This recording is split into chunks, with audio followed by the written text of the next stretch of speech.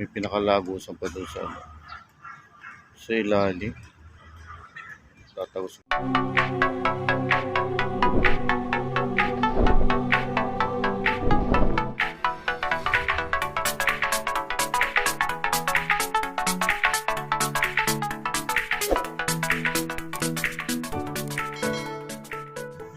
Welcome po sa aking channel, FTD Vlog.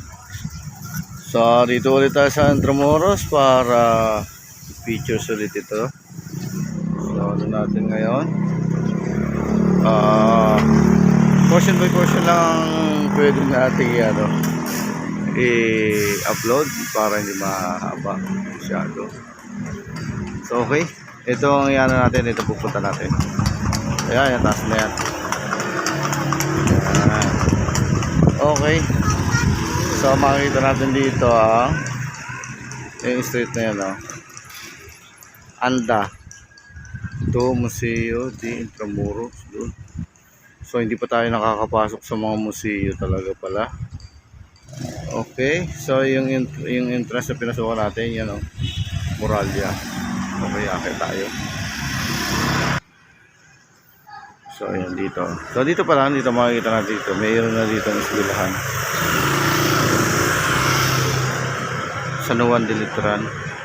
The Colegio de San Juan de Letran. Tingnan natin. Yan. Yung logo niya. Okay. So, ito tayo. So yan, dito tayo pumasok. Okay. Anyway, yan dito.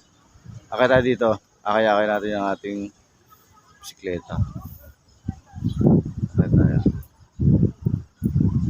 Okay.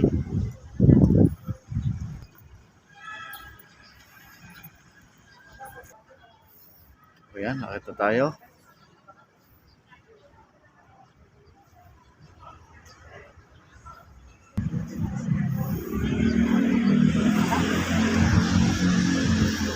So yung eskwelahan dito, ayan. Letran 1620. Okay. So ayan, nandito na tayo sa taas. Ayan, yung mga foreigner. Okay. Kung natin alam kung saan natin ito iiwan itong bike natin na may pagtatalian tayo. Sayang wala tayong sticker. May sticker sana tayo. Ito maabutan ko ito mga ito may sticker. Okay. So yan.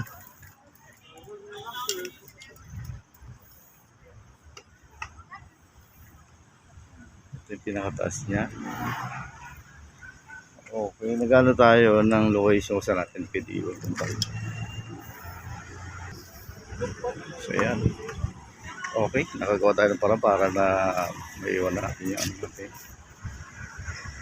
bisikleta. Ayan. Ayan, bisikleta natin, So, ayan. Ayan. Tinali natin dito. Gilid. Ayan, dalawang padlock para mas maganda. So, okay. So wala tayong masyadong info regarding sa Intramuros na history nito. So wala tayong kasamang yung taga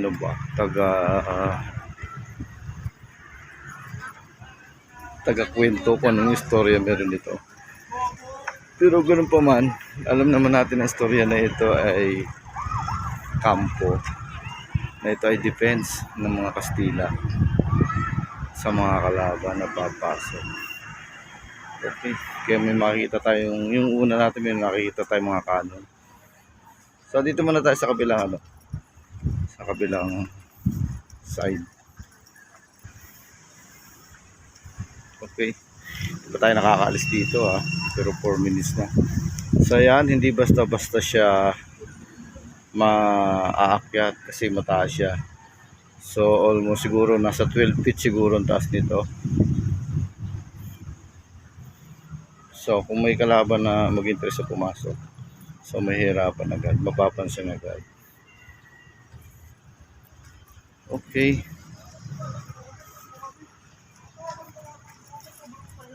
Ano dito?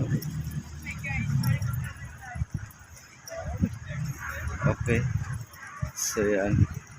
So sa iba may nakita tayong mga Canon naka-display, pero dito walang Canon. Pero possible na ito dati meron ditong ano, Canon. Dahil sa ibang location meron may Canon. Okay. Kaya yung mga guwang na yan, possible na may mga Canon yun dyan nakalagay. Okay. Okay. So ayan yung impact ng Canon. Gogo si Ian na pipikon sa amin ni Haya kahapon. Tinatawanan namin siya na tinatawanan kahit walang rason. Ay na. Sinasabi niya Haya So yan. Okay. Kapal ng ano niya, ng pinaka-pader na to. So dahil sa siguro ito yan. Tawag ba niya? Adobe. So okay. So sa kapal ng ano nito, ang kapal ng pinaka ano niya, pinaka parang simento. So ganyan kakapal. Ganyan ka ano siya. Ang galing ng pagkakagawa, mamamangha ka sa gawa. Talagang depensa talaga, napakatindi. Okay. Saya makita tayo dito. So ito wala nakalagay na Canon dito. Pero sa ibang sa ibang area meron. So possible ito nung mga sinuuna pa. Ito may Canon na nakalagay dito. Pinaka-depensa. So sa bawat guwang na yan may Canon Okay. So yeah. Ano lang tayo, portion by portion. Okay. Tapos may outpost pa dito.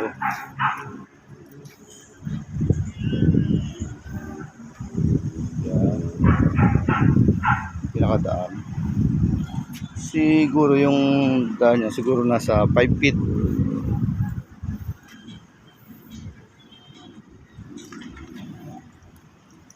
Okay. So, ito yung pinaka outpost. So, sa kanto. Sa kanto, mayroong bintana. 3 bintana. Isa sa kaliwat kanan at saka bali ano pala? Sa 2, 3, 4, 5.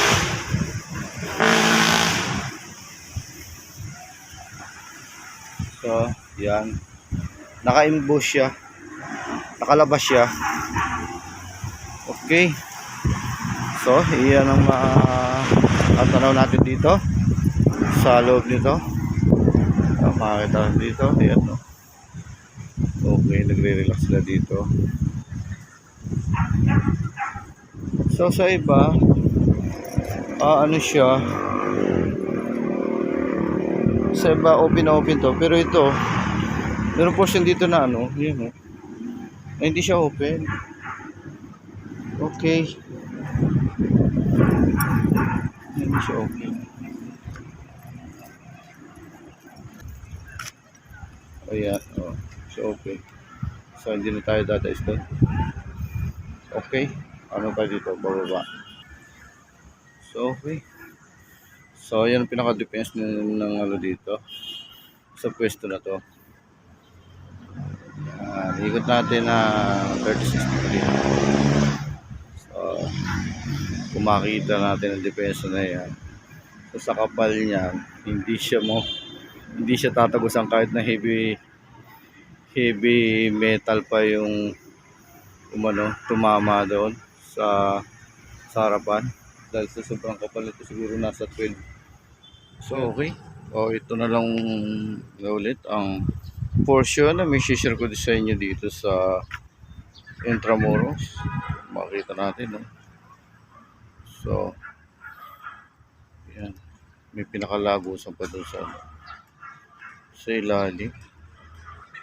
Tatago siguro sa ilalim. Meron pang ano siya, no? Meron pang mga lagusan. Okay, so sa taas nito, napakataas kung titingnan natin. Nasa 12 feet o 20 feet. Taas nito.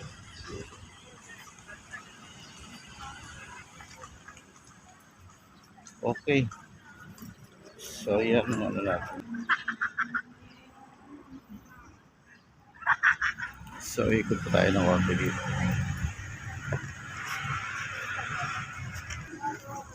Okay. Lalakad tayo. Go. Kita natin dyan sa baba. Ayan. Okay. So, ang dami pa natin dito pupuntahan. 7-Eleven dito. Security ba? Marami pa tayong pupuntahan dito. Marami pa tayong masishare. Okay. So, ito yung pangalawang na features natin, no? Na inabutan tayo ng gabi.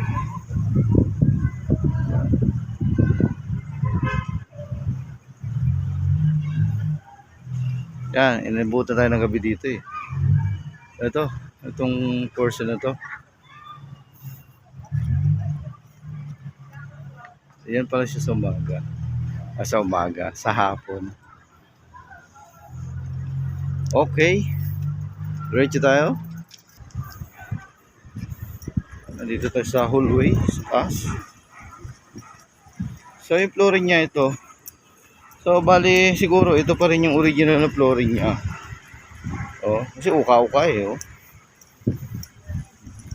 You know? Oh, uka-uka siya. So possible na ito pa rin ay intact na. So ito, ewan ko lang original pa yun. So parang kasi walang tatak na makabago. Okay. Diretso tayo. Okay, yan, no? So, sa pagdiretso natin dito, so nakita naman natin dito, may eskwelahan pa rin dito. Ayan, no? Lyceum of the Philippines. Okay. Ayan, sila dito. May kabayo sa Okay. Diretso tayo. So, ayan. Okay. So, ito na tayo. Hindi natin alam kung original pa to. Okay, ito yung pangalawang features natin. Ayan. Yung pinasok natin. Ay, nabutan tayo ng gabi.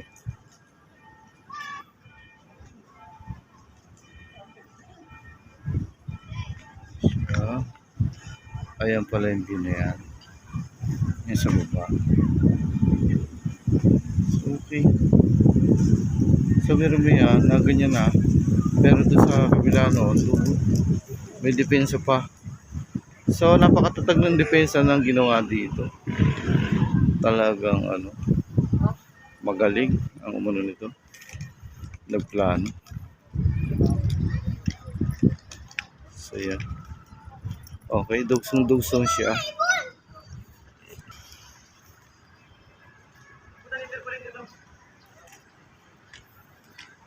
Okay. So, dalawang eskwela na nakita natin. Pero nandito pa rin sa Intramuros yung pa rin. Meron pa rin ditong eskwelahan na napansin tayo dito. Okay. So, yan. Ito yung hallway pala. Mga tayo dito.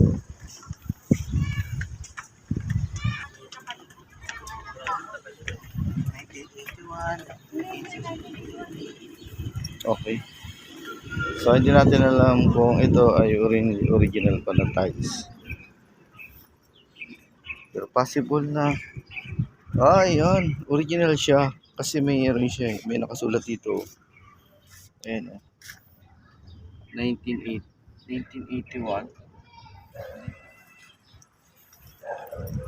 So, okay. To be continue na lang natin sa mga susunod na pictures natin. So, maraming salamat. Hanggang sa muli, FPD Vlog. Please support my channel. So, hope subscribe para maging update kayo sa mga lalabas pang video ni FPD regarding dito sa Intramuros. So, maraming salamat. Hanggang sa muli, FPD Vlog. Bye. God bless.